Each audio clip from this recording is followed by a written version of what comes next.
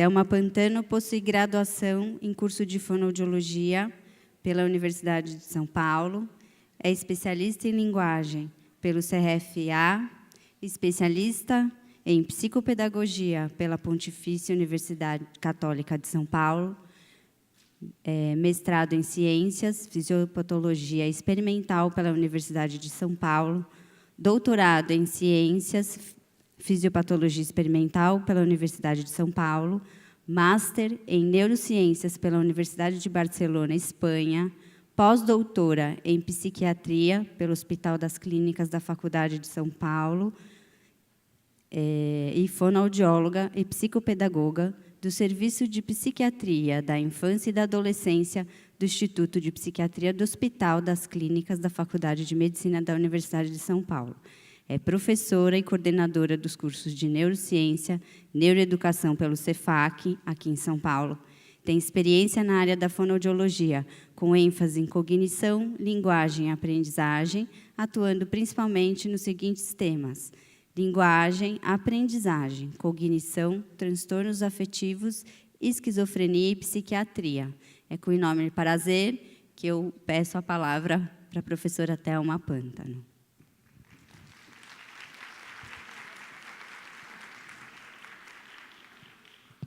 Boa tarde. É muito bom estar aqui com vocês hoje, no horário de almoço. Eu sei que está todo mundo com fome. Isso, em termos neurocientíficos, não é uma condição favorável.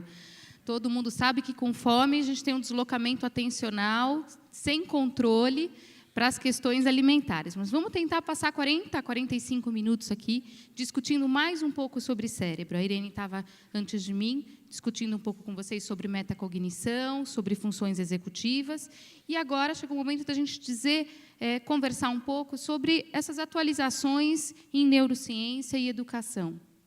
É importante que a gente entenda que, assim, esses estudos neurocientíficos, eles estão em constante mudança e a aplicabilidade deles também. Neurociência não veio para modificar parâmetros ou modificar posturas educacionais. Eu acho que esses são conceitos importantes para a gente adquirir.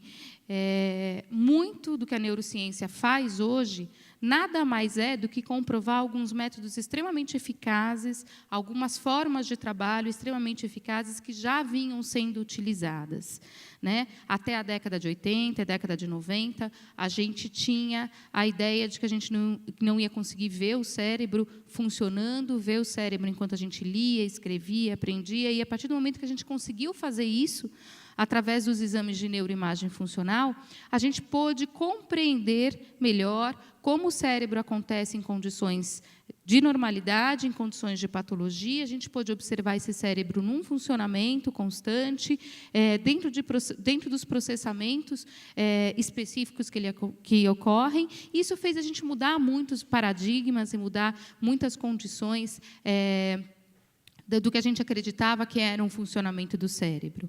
Simplificou muito por um lado, complicou por um outro, mas o que é importante nesses estudos neurocientíficos é que eles trouxeram uma revisão de conceitos, né? Antes, conceitos que eram baseados no dá certo, não dá certo, achava, não achava, eu concordo com isso. Agora, a gente pode dizer o cérebro funciona ou não funciona desse jeito, isso é uma linguagem que o cérebro entende, isso é uma linguagem que o cérebro não entende. Então, eu acho que, assim, uma das grandes vantagens e contribuições das neurociências é a gente poder se atualizar e constantemente ir buscar conceitos e fundamentos que permitam a gente modificar e repensar a nossa prática pedagógica e educacional, né? Quando a gente fala em aprendizagem, para o cérebro da gente... Deixa eu só ver se... Tem que ir mais perto. Para o cérebro da gente, falar em aprendizagem é uma coisa que a gente precisa entender como ele se estrutura. Então, quando a gente começa a tentar entender o processo de aprendizagem, como ele se constrói no cérebro, a gente tem nada mais efetivo do que nos remeter a uma pergunta, que é quando a gente começa a aprender. né? A gente sabe hoje em dia que intraútero a gente vai formando memórias, e essas memórias ainda intraútero, elas vão se correlacionando para formar aprendizagens.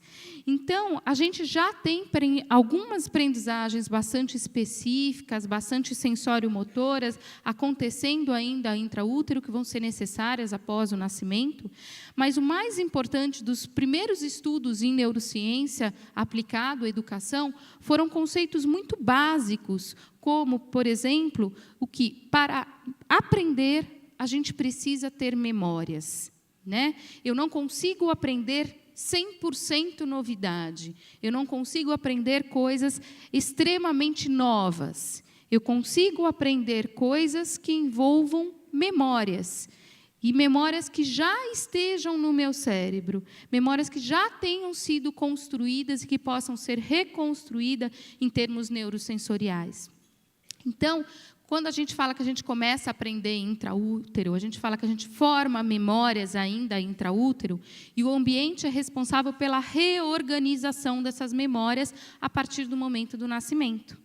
Isso é uma coisa muito interessante, porque assim, o peso do ambiente é fundamental para eu poder entender em como essas memórias vão se reorganizar, com mais ou menos flexibilidade, de forma mais intensa ou de forma superficial. Essas memórias vão ser reorganizadas, mas com que profundidade eu vou poder trabalhar com elas? E a gente passa o resto da vida reconstruindo memórias, né? Em que a gente chama essas reconstruções de memórias de aprendizagem.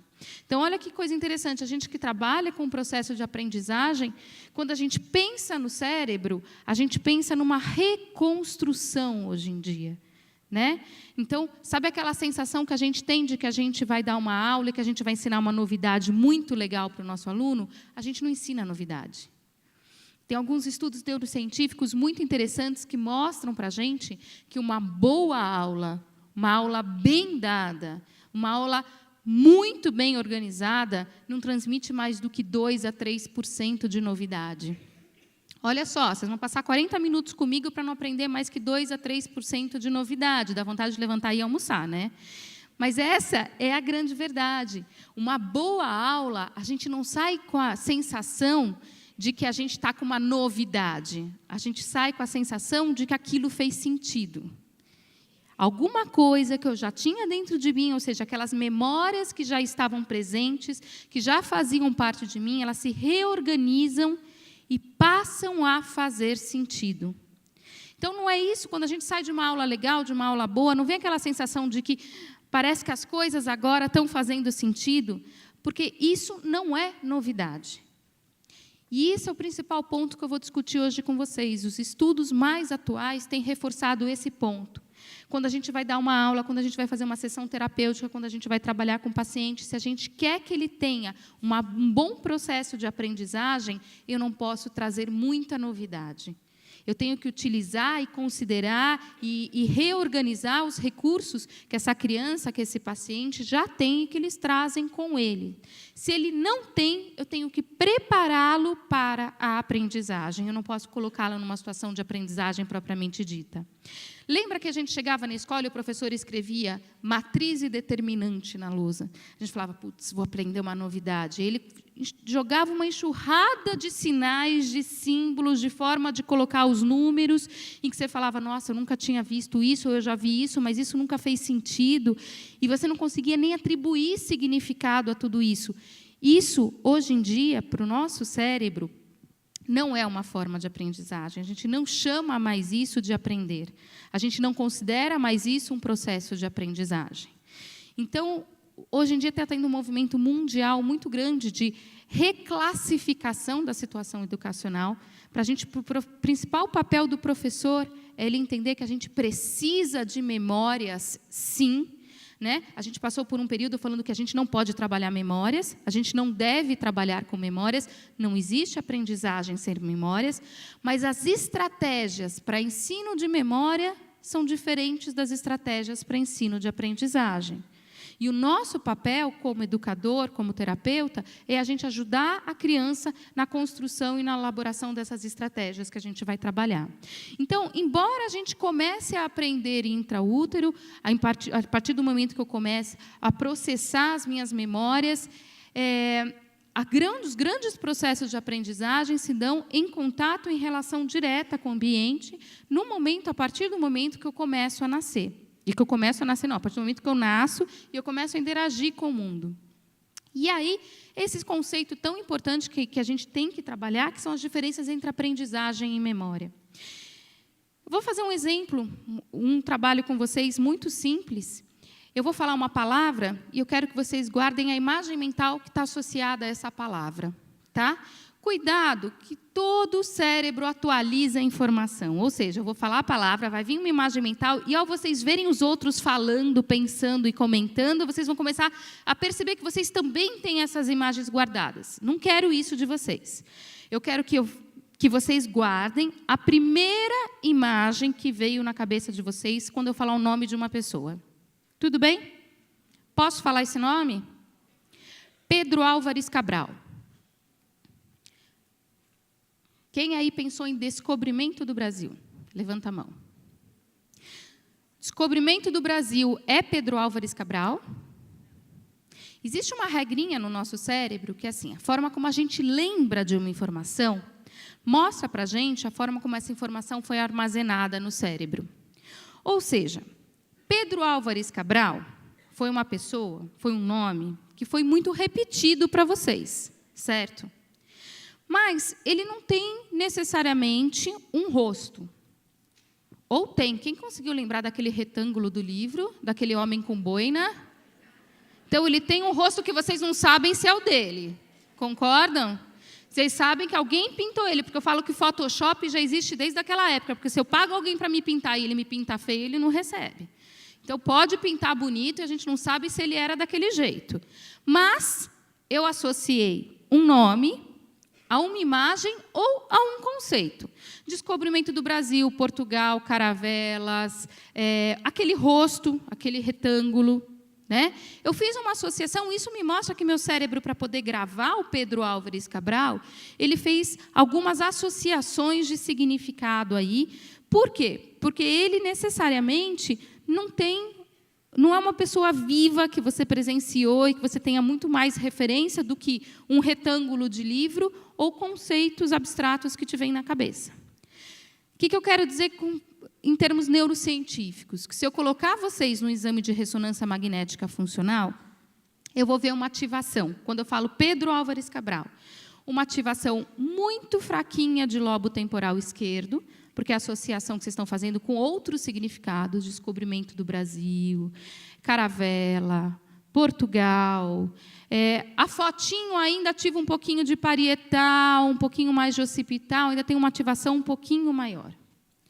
Mas é uma ativação muito fraquinha e muito simples. Agora eu vou falar para vocês um outro nome, e eu quero que vocês guardem a imagem que veio quando eu falar esse nome para vocês. Posso falar? Xuxa. Eu ouvi risada. Risada me mostra que a Xuxa, para algumas pessoas, está associada com emoção. Gosto, não gosto, odeio, legal, engraçado. Pedro Álvares Cabral, ninguém teve essa relação. Alguém falou, ai, o Pedrinho, olha que legal, ela lembrou dele. Ninguém teve isso. A Xuxa está associada à emoção, ou seja, no exame de ressonância magnética funcional, eu teria visto uma ativação do sistema límbico de vocês. Xuxa, ela pode estar associada com uma série de conceitos, mas veio uma imagem, não veio? Essa imagem, para algumas pessoas, tinha cor, e cores bem definidas. Tinha forma. Tinha som.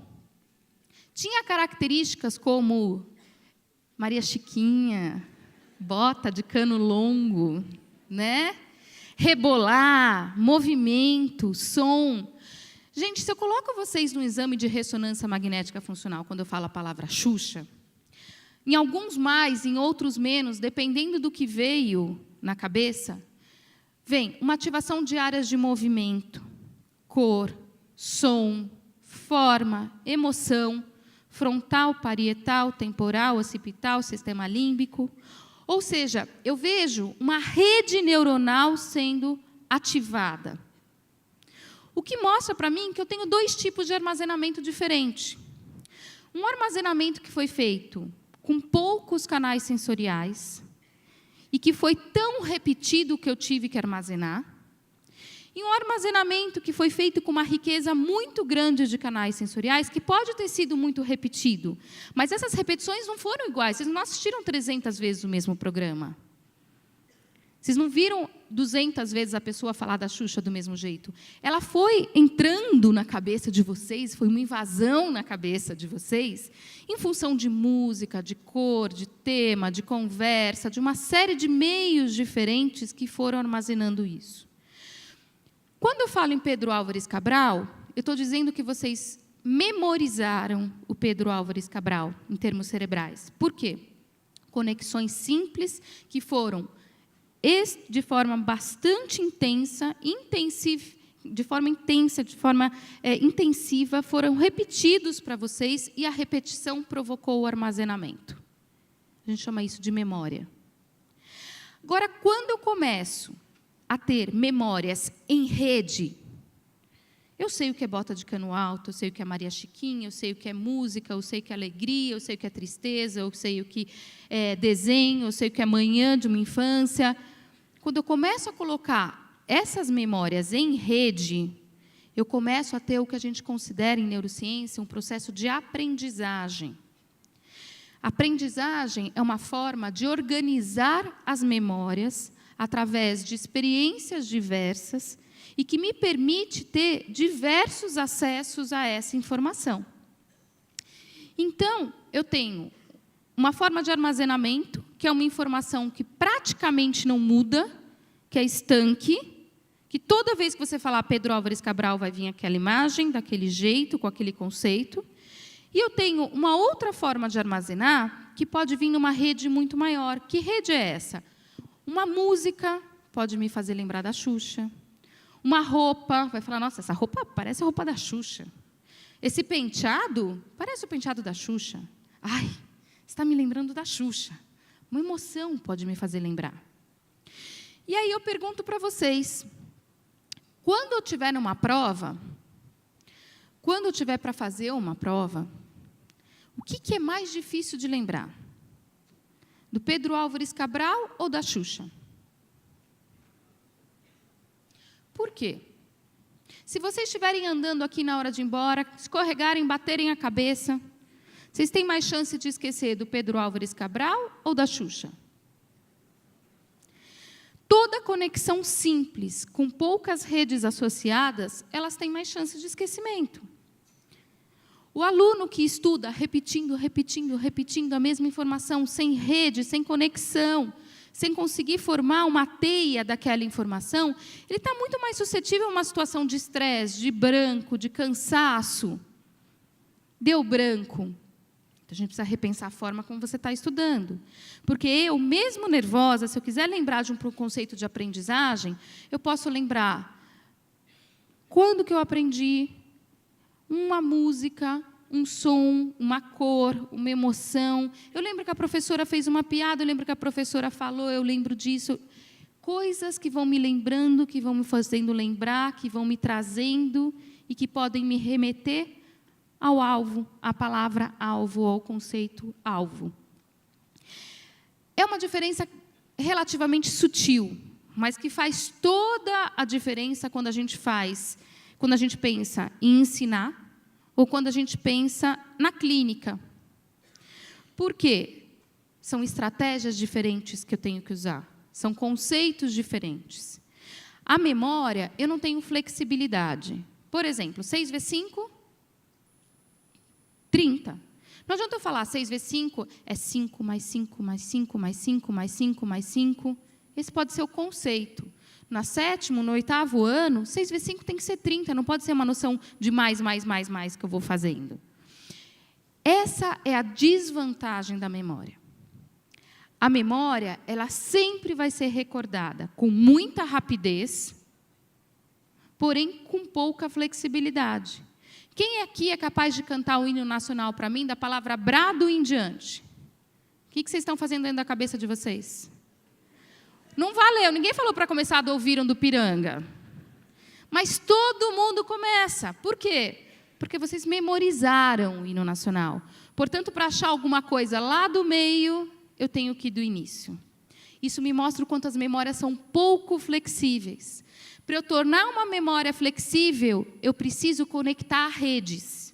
Eu preciso estruturar processos, conceitos e informações multissensoriais em rede para ela se tornar aprendizagem.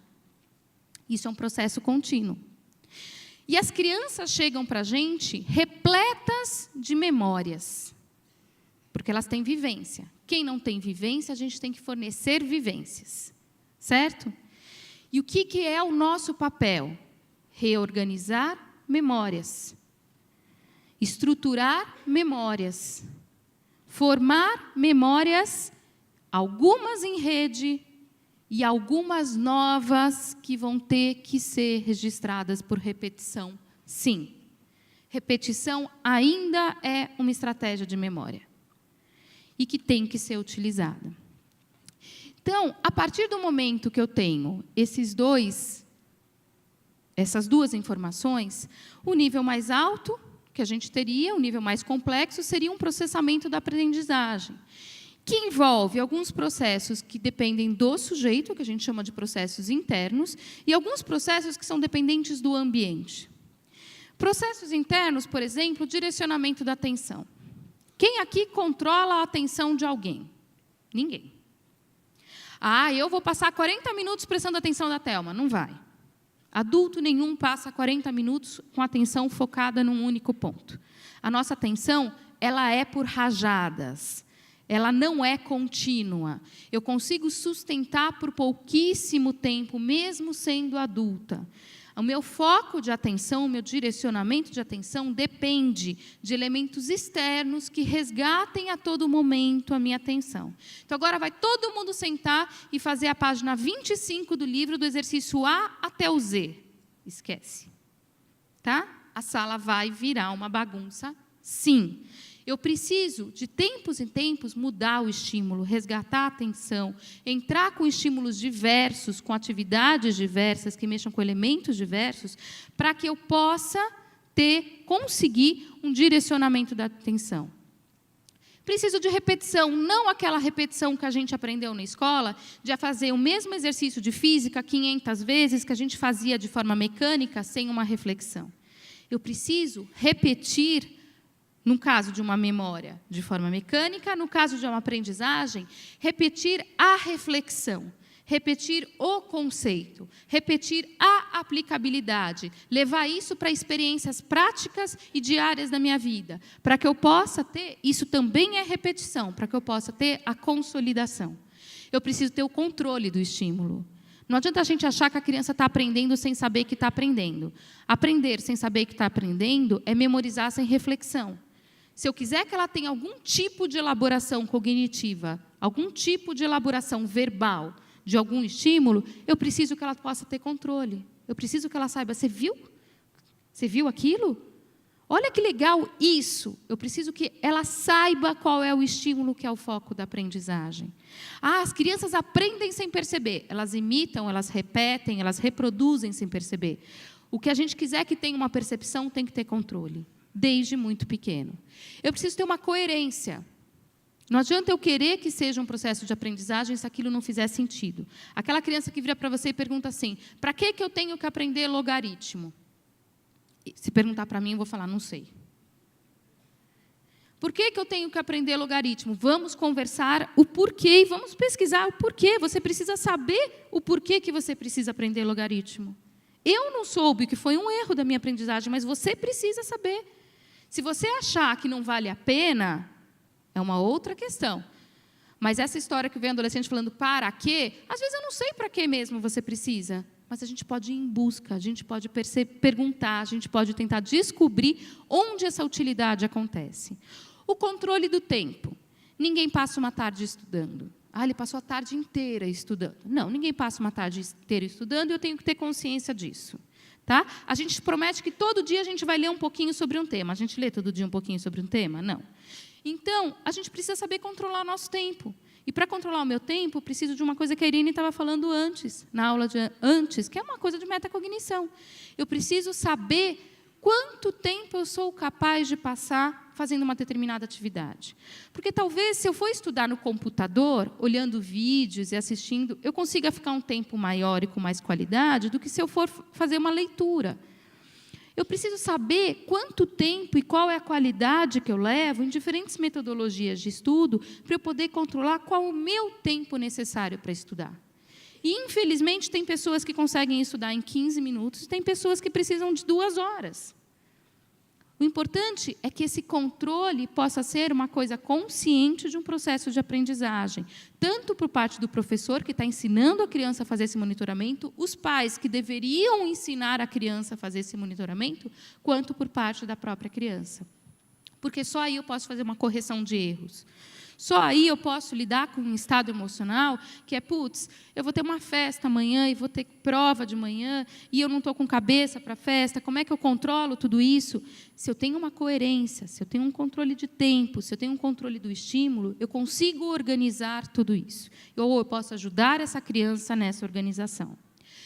Gente, frente a essa ideia desse processamento da aprendizagem, isso é um pouco do que eu falei para vocês, a gente não aprende, a gente não tem atenção de forma contínua, a nossa atenção ela acontece por rajadas. Esse é um estudo que aconteceu em 2011, ele é super divulgado, e que a gente usa de uma forma muito intensa, em que a gente colocou crianças de 5 anos para assistir um filme, um programa de TV informativo. Metade delas estavam num quarto cheio de brinquedos. A outra metade dessas crianças estavam num quarto sem nada, absolutamente sem nada. Qual era a hipótese desse estudo? Que as crianças que estavam no quarto sem nada iriam ter adquirido ou aprendido mais conceitos a respeito desse programa de TV ou desse filme que estava sendo passado. Vocês concordam? Não é isso que passavam para a gente de instrução? A criança tem falha em atenção? Tira estímulo. Deixa a sala com poucos estímulos, nada que chame a atenção dela. Não é isso que a gente fala? A gente não fala para o filho, desliga a televisão, senta na cadeira, fecha o celular. A gente não manda fazer tudo isso? Bom, fizeram esse estudo para observar isso. E observaram que as crianças que estavam no quarto cheio de brinquedo olhavam para a televisão 47% do tempo. E as crianças que estavam no quarto sem brinquedo nenhum, olhavam para a televisão 87% do tempo que elas ficavam na sala. Portanto, quem olha mais, aprende mais, certo? Errado. Quando a gente foi quando pediram para essas crianças mostrar o que elas lembravam, e foram fazendo testes para lembrar, o que elas lembravam de imagens, de cena, de narrativa, a respeito do que elas tinham assistido, os 2 grupos lembravam a mesma quantidade. Estatisticamente, não houve significância entre os 2 grupos. Ou seja, ninguém precisa de uma atenção contínua e de um foco contínuo para dar significado. Quem aqui é fonoaudiólogo sabe que a gente estuda a questão do fechamento auditivo, de eu pegar informações e dar um significado. Quem é psicopedagogo, neuropsicólogo, conhece muito bem a questão do fechamento visual. Pequenos traços de informação que eu fecho e formam um significado. E o nosso cérebro processa grande parte dos conceitos através desses conceitos que a gente chama de top-down, de cima para baixo. Eu pego pequenos elementos e já formo a ideia, já construo o conceito, já construo a noção daquilo que vai ser o alvo do que eu vou memorizar, do que eu vou aprender e do que eu vou significar. E nós funcionamos desse jeito. Eu não preciso ficar olhando para o professor o tempo todo para aprender. Isso dá uma raiva enorme, né? Que a gente pega aquele menininho lá do fundo da sala que está bagunçando e fala: o que eu acabei de falar? E ele te responde. Isso dá muita raiva. Mas é uma triste realidade. Vocês estão com a cabeça pensando em outras coisas e estão construindo o que eu estou dizendo. A gente não precisa ouvir cada palavra que alguém diz para a gente para entender o que ele falou. Eu não preciso olhar cada imagem que é apresentada para mim para poder formar o conceito de um filme, para poder entender um filme. Portanto, o fato da gente processar as informações através de rajadas de informação me torna muito mais rápido, desde que eu tenha memórias que embasem esses significados, que embasem essa informação. O importante é eu entrar numa aula ou entrar numa consulta sabendo o que eu vou aprender. Porque isso já me permite puxar as memórias lá de trás que vão ter a ver com o que vai vir. E pequenas coisas que você fala e que são pegas no que você está falando vão me permitindo reconstruir todas essas memórias e todos esses significados. Esse é um ponto muito importante porque a gente consegue ensinar crianças mesmo com falhas atencionais. Por exemplo, se eu pegar uma criança de 1ª e 2ª série, qual é a média de tempo atencional dessa criança? 5 a 8 minutos. Se eu pegar uma criança de 3ª a 5ª série, qual é a média de tempo atencional dessa criança? 8 a 12 minutos. Se eu pegar uma criança de 6 a 8 anos, qual é a média de tempo atencional dessa criança? 12 a 15 minutos. Se eu pegar 9 a 12 anos, 12 a 15 minutos. E se eu pegar adulto, 15 a 18 minutos no máximo. O que eu estou considerando? Que vocês dormiram 8 horas, sem acordar para fazer xixi, sem filho chorando, sem caçamba sendo retirada na porta da tua casa, sem barulho na rua. 8 horas de sono contínuo. Estou considerando que você acordou e despertou sem despertador. Ou seja, você terminou o seu ciclo de sono. Estou considerando que vocês não assistiram nenhuma aula anterior à minha. Tudo bem? Porque vocês não têm informação para armazenar.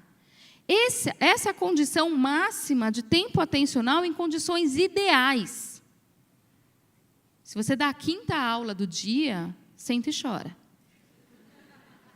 Não tem outra coisa para ser feita. Se a sua consulta no seu consultório é assim que a criança sai da escola, porque o teu consultório é do lado da escola e depois a mãe já vai para casa, aí realmente você não teve nem o potencial estomacal, né, refeito, a criança com fome, você não chega nem na 1ª e 2ª série com aquela criança. É importante que a gente prepare atividades para metade desse tempo.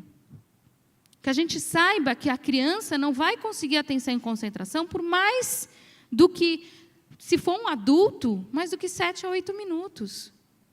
Isso é o biológico dela com esforço. E aí eu vou ter que trazer estímulos interessantes e que motivem e que tenham uma atratividade importante para que ele possa fazer o significado. Se eu levar 40 minutos de novidade, essa criança vai ter perda. Ela tem que adquirir as informações dentro dela e resgatar as informações dentro dela para poder dar essa significação, para ela poder fazer sentido com esses conceitos. Então, em termos de neurociência, a gente trouxe um conceito muito atual de organização de um processo de aprendizagem. O que a gente diz hoje em dia? Uma aula não pode ser dada em 40 minutos. O cérebro precisa de tempo para resgatar a informação, significar a informação, preparar essa informação para o armazenamento, revisar essa informação, para ele poder chegar à conclusão que aquela informação precisa ser registrada, precisa resgatar e reativar essa informação de tempos em tempos, para que ele possa formar um conceito, para que ele possa registrar aquela informação de uma forma íntegra, ou que a gente espera que seja um conceito de aprendizagem. Então, a gente considera um bom tema de aprendizagem, uma boa aula, a gente considera que ela tem que ter 5 momentos. Primeiro, uma ativação prévia, tá? Em que eu começo a dizer para o cérebro onde e como ele vai armazenar a informação. A ativação prévia, ela começa dias, semanas, meses antes da aula. O aluno não tem que conhecer o tema.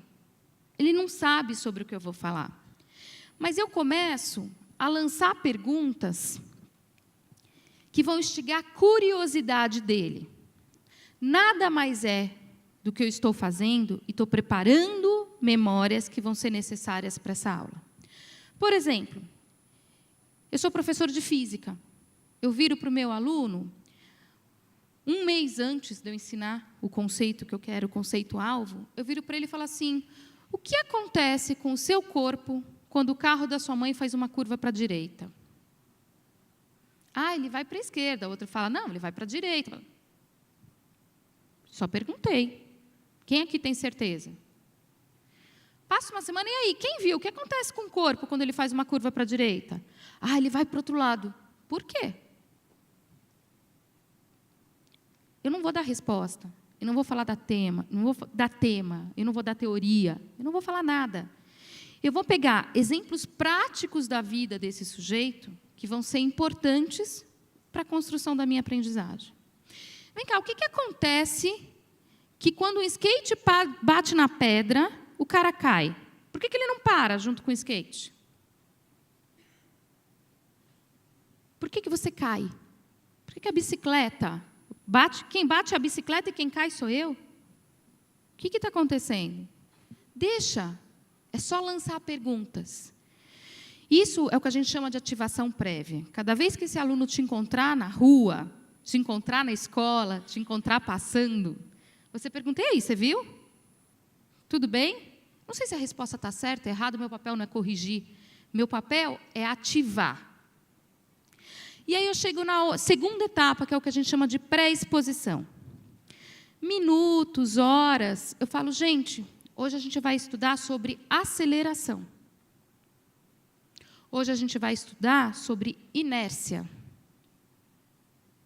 Aí, está todo mundo preparado hoje para ouvir sobre o tema da aula de hoje, que vai ser inércia? Alguém sabe o que é inércia? Não sou eu que estou dando aula. Eu estou pré-expondo esses conceitos. E aí a gente faz o grande boom. A questão que eu vou explicar para vocês mais a fundo, que é o que a gente tem falado mais atualmente em neurociência, que é um conceito que a gente não sabe utilizar ainda, que é o priming. O priming é uma pré-ativação. Sem que a criança tenha consciência, sem que eu explique a matéria, eu entro na sala e eu começo a lançar imagens, palavras, formas, que tenham relação com aquilo que eu vou apresentar. E eu vou lançando aquilo, enquanto eles estão se organizando na cadeira, enquanto eles estão sentando, enquanto eles estão se preparando, eu não estou falando nada.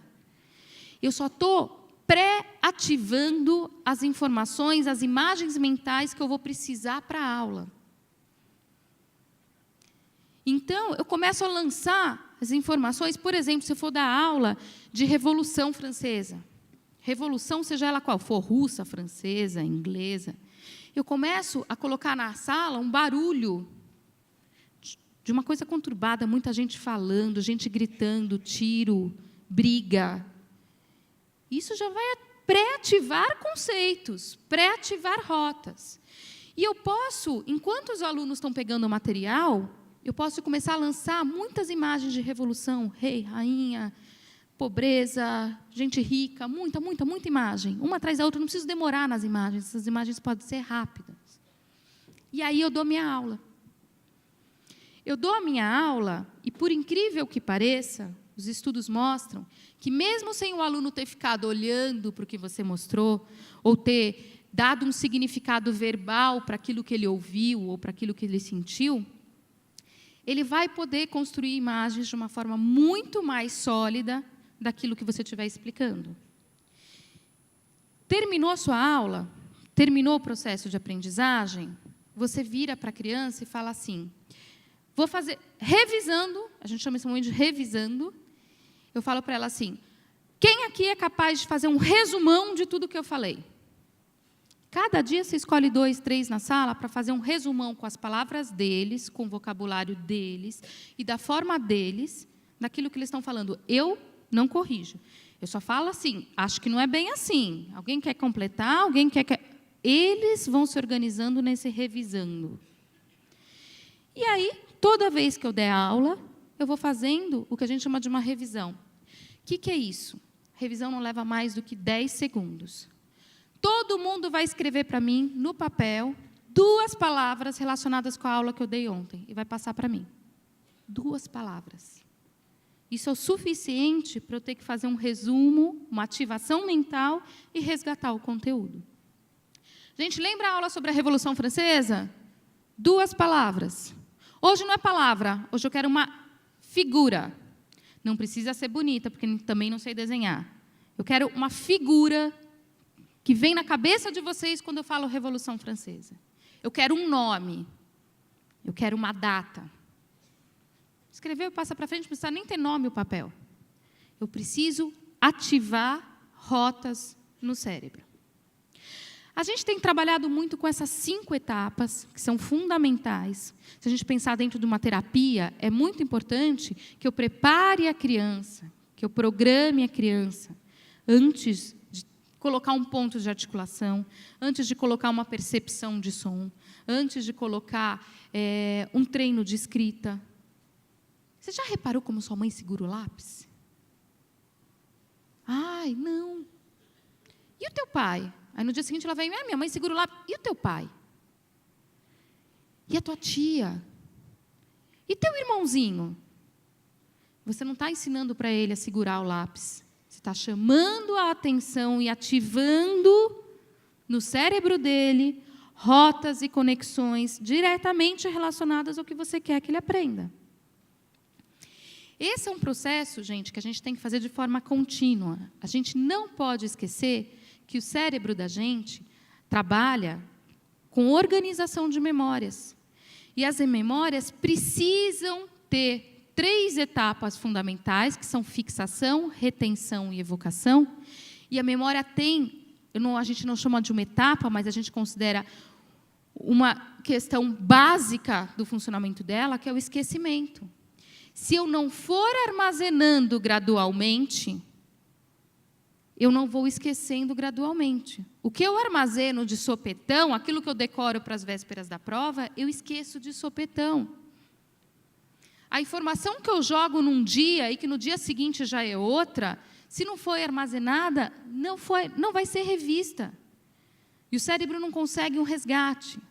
A chave da gente garantir uma retenção é trabalhar a etapa de fixação. É gradualmente ir ativando o cérebro dessa criança e fixando as informações dessa criança para que ela possa ter uma retenção, posteriormente uma evocação, para a gente tentar evitar o esquecimento. Tentar evitar, porque se ela não utilizasse, depois daquilo o professor não ficar fazendo uma revisão contínua, pedir palavras, pedir nomes, ela provavelmente só vai relembrar isso na véspera da prova, quando ela for estudar. Nenhuma criança estuda todo dia um pouquinho. Tá? A gente tem que continuar falando isso para elas fazerem, porque a gente fala diariamente para a gente que a gente tem que estudar um pouquinho, mas ninguém faz isso. Mas a aprendizagem pode ser gradual, e ela deve ser gradual. Uma aprendizagem gradual não implica em ter um professor diariamente falando um pouquinho da matéria.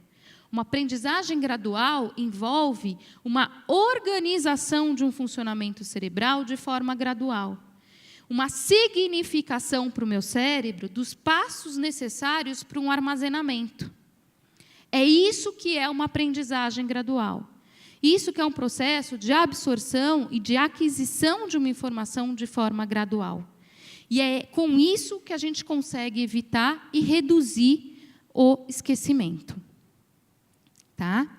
Esses estudos mais atuais, eles têm se fixado muito no que a gente chama de memória implícita.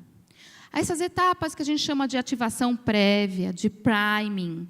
Isso tudo é trabalhar com esse lado do quadro das classificações de memória, com esse lado das memórias implícitas. Porque o professor, o clínico, sabe trabalhar, e a gente ensina a trabalhar com a memória explícita, que é aquela memória verbal.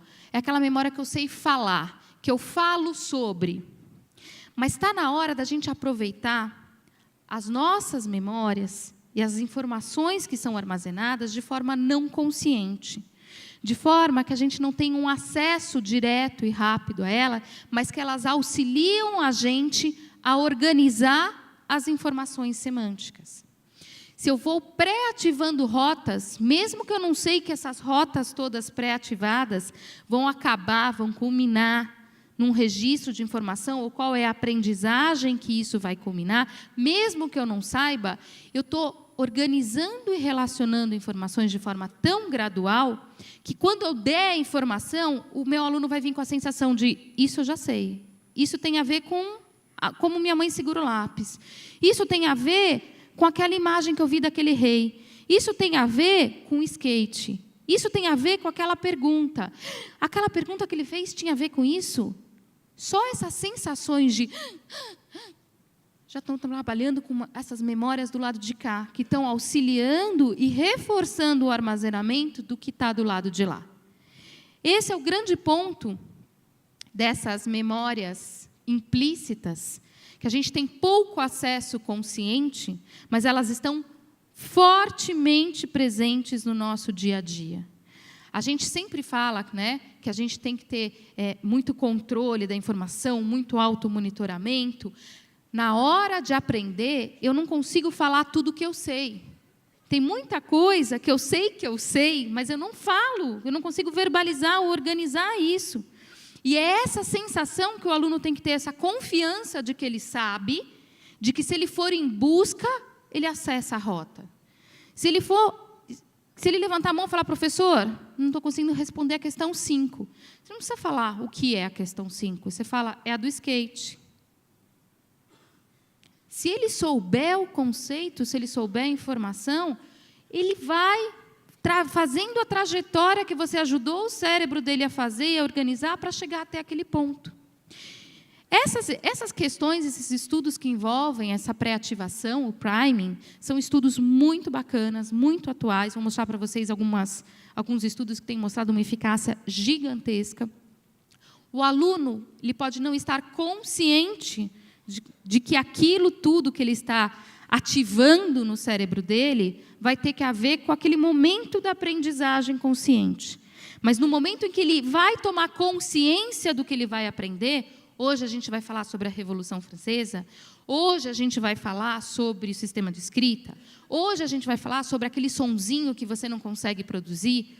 Quando eu coloco o aluno nessa consciência, ele começa, então isso tem a ver com aquilo, então isso tem a ver com aquilo, então isso tem a ver... E isso tem a ver com aquilo traz a segurança de que ele já tem as memórias do que você vai falar. Isso traz uma redução da ansiedade, isso traz um conforto emocional, isso traz uma tranquilização para o aluno ou para o paciente de que ele já tem a informação, o que cabe a ele é reorganizar. Então, eu posso fazer isso ou antes ou depois da minha aula. Só eu mostrar imagens que vão aparecendo de forma rápida, palavras que aparecem rápidas, que têm a ver com o tema que eu vou apresentar, com textos que faltam palavras, ele vai tendo que completar essas palavras, e essas palavras que ele vai tendo que completar vão estar relacionadas com palavras que eu vou utilizar. Né? Então, não precisam ser textos sobre o tema que eu vou trabalhar, mas eu tiro de um texto palavras que vão ser utilizadas no meu vocabulário ou que eu vou utilizar no momento da minha explicação. Tá? Então, para vocês terem uma ideia, aqui foi um grupo de 1.500 crianças em que foram observadas, foi feito um questionário, foi dada a mesma aula para os dois grupos. Em um, houve uma apresentação de priming com imagens, tá? Durante 8 segundos. No outro, não houve apresentação de imagem. O grupo que tinha presenciado esse priming, essas imagens em rápida sucessão, ele conseguiu uma melhora de 35%, praticamente, frente ao grupo sem priming. Tá? Esses efeitos eles começam a se repetir em cada um dos estudos que a gente encontra com o priming. O que é importante que vocês entendam? É uma definição básica em neurociência do que é inconsciente. Eu não estou falando que isso é o inconsciente, como Freud falava, como a gente tem as teorias psicanalíticas. O inconsciente, para Freud, são informações que a gente não ativa porque eu não estou motivado a acessá-las. Eu não tenho motivação, ou eu tenho medo, ou eu tenho alguma repressão, alguma coisa que me reprime e não me permite acessar. O que eu estou falando, que essas informações de memória implícita, em termos dos conceitos de neurociência, eu estou falando em memórias que a gente não acessa por causa da organização cerebral. Não é um mecanismo de defesa, é um mecanismo natural e que faz parte da gente. Todos nós temos coisas que nós não acessamos. Por quê? Pela enorme quantidade de informações que a gente processa. O nosso cérebro processa cerca de 11 milhões de bits de informação por segundo. Só que a gente só consegue tornar consciente 16 a 50 bits por segundo. Não é 16 a 50 centenas, milhares de bits. É 16 a 50 bits. Ou seja, a maior parte do que a gente processa no nosso dia a dia não é consciente, não é verbal. Mas não é que não é consciente porque eu reprimo, porque eu não quero acessar. É porque se eu ficar prestando atenção em tudo, eu não faço as coisas. Eu preciso ter um processamento mais rápido, eu preciso ser rápido. Então, eu foco naquilo que envolve qualitativamente uma aquisição para mim. O resto fica em termos de sensações, percepções, memórias relacionadas. E é isso o que a gente está tentando resgatar dentro do contexto de educação e aprendizagem.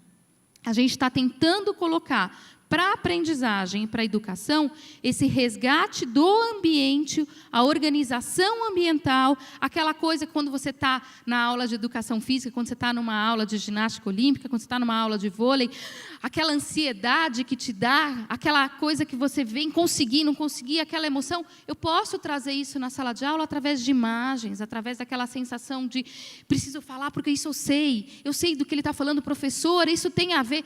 Isso vai me trazendo uma expectativa para a sala de aula, uma sensação que permite ao aluno, que permite ao nosso paciente, garantir um processo de aprendizagem muito mais efetivo e contínuo.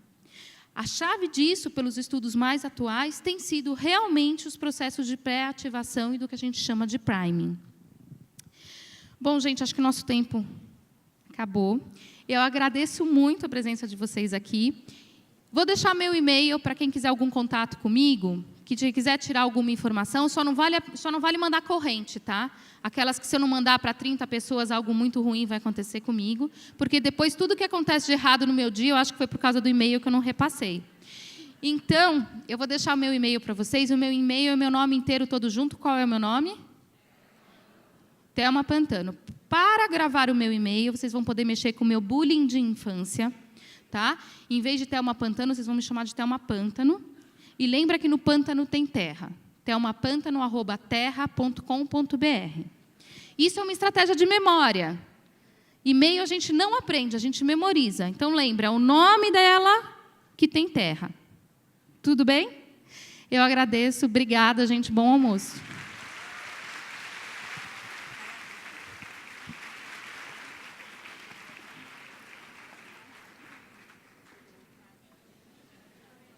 Obrigada, Thelma, por todas as suas contribuições, permitindo grandes reflexões, ampliando nossos horizontes, e obrigada pelas estratégias, principalmente as de memória.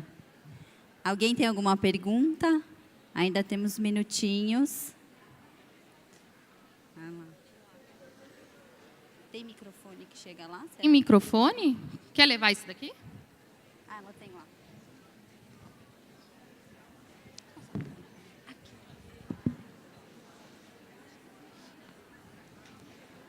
Thelma, quando você fala de priming, é a ideia da mensagem subliminar? Pessoal, silêncio, por favor. O priming começou a ser estudado como mensagem subliminar, a gente modificou o nome, a gente não usa mais isso. Mas os primeiros estudos de priming são aqueles que são super interessantes. Eles começaram a perceber que se você estava assistindo um filme, sei lá, um filme romântico de um casal ali, que estava se encontrando. E eles se encontravam em frente à Quinta Avenida, e nessa Quinta Avenida tinha uma propaganda de Coca-Cola, no fundo. A venda de Coca-Cola naquela sala de cinema disparava. Quem assistia aquele filme começava a comprar Coca-Cola. Por quê? Como você pré-ativou a imagem da Coca-Cola, quando você chega, a não sei que você tenha algum estímulo aversivo à Coca-Cola, mas quando você chegar para comprar, você não vai falar, me vê um refrigerante, você vai falar, me dá uma Coca-Cola. A gente tem a tendência de ativar e reativar aquilo que acabou de ser ativado. Então, esse efeito, que a gente chama de mensagem subliminar, é o priming, tá? Que hoje a gente chama de priming. Mais alguém? Ali. Ela vai fazer uma pergunta e depois você, combinado? A minha pergunta tem a ver com isso, justamente. Significa, então, que o marketing e a publicidade estão estudando mais o priming do que Eles a já educação? estudaram muito mais que educação, tá? Eles estão muitos anos à nossa frente. Mas, assim, eu já dei algumas aulas para o pessoal de marketing, mas qualquer filme tem que se estruturar nos princípios do priming, princípios atencionais, porque senão você não se mantém nele. Mas o marketing todo, ele tenta se aproximar de mensagens que vão ser registradas e que você não consegue esquecer. Tá? Sem dúvida nenhuma. Por isso que a gente fala que a gente tem que tomar cuidado com propaganda para criança. Se você não provocar uma reflexão em cima do que a criança assiste, ela entra como um processo de priming. Mas o priming é a base do marketing. Tá? Agora precisa começar a vir para a educação. Oi, tudo bem? Eu gostaria de saber se esse modelo aí do priming pode ser aplicado para crianças com autismo, Sim. com transtornos. Eu tenho, se você quiser me escrever, eu te passo, tem alguns estudos muito grandes de priming em autismo, em que eles mostram a importância do priming para a inclusão de crianças com dificuldades, sejam elas quais forem. Como crianças com autismo, elas têm uma tendência à rigidez, a uma dificuldade de mudança de ambiente, às vezes até dificuldade do professor falar sobre uma temática diferente, a gente pede muito, e um dos grandes pontos de inclusão que a gente faz com essas crianças, é fazer um priming com a família. Então, a gente manda para a família muitos temas, muitas imagens, muitos conteúdos, muitas coisas que a família vai adiantando o que vai se passar na escola. Seja uma festinha, seja uma mudança de imóvel, seja o que for, mas a criança, você não precisa falar, não é assim, vamos discutir sobre a Revolução Francesa, não é isso. Mas você começa a mostrar a imagem, olha rei, olha rainha, olha, tinha uma época que olha as roupas que eles usavam, será que eles eram fedidos, será que eles não eram? Você começa a conversar sobre assuntos e você vai direcionando os pais para isso, para reduzir o grau de ansiedade e aumentar a flexibilidade mental de crianças com autismo. Isso com crianças autistas é mais do que comprovado, a gente tem estudos mostrando uma eficácia super grande. Crianças com TDAH, ao trazer essa sensação de insight, essa sensação de eu sei, essa sensação, fazem com que elas consigam que as rajadas de atenção dela deem um significado muito maior para aquela aula.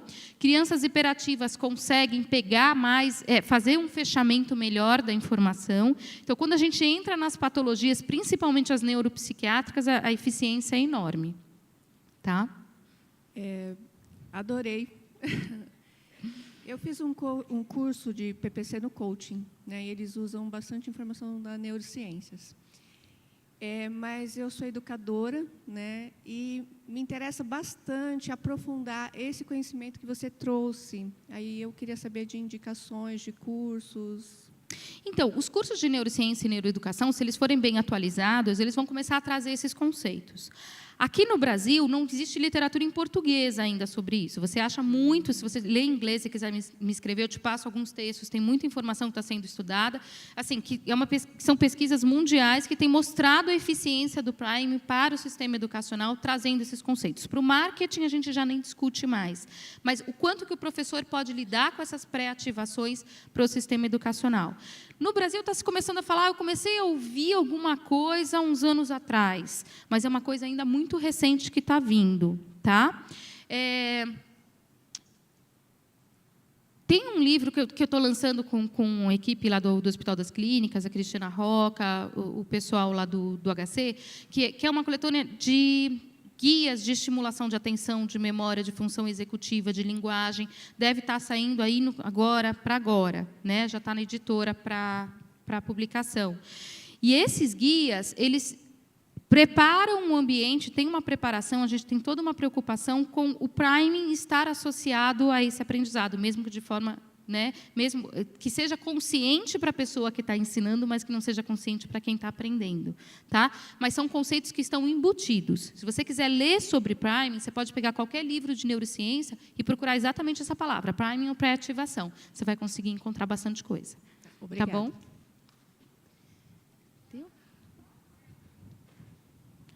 Quais o nome dos livros que vão ser lançados? Eu tenho um livro meu que já chama Neurociência Aplicada à Aprendizagem, que ele é mais antiguinho, que é meu.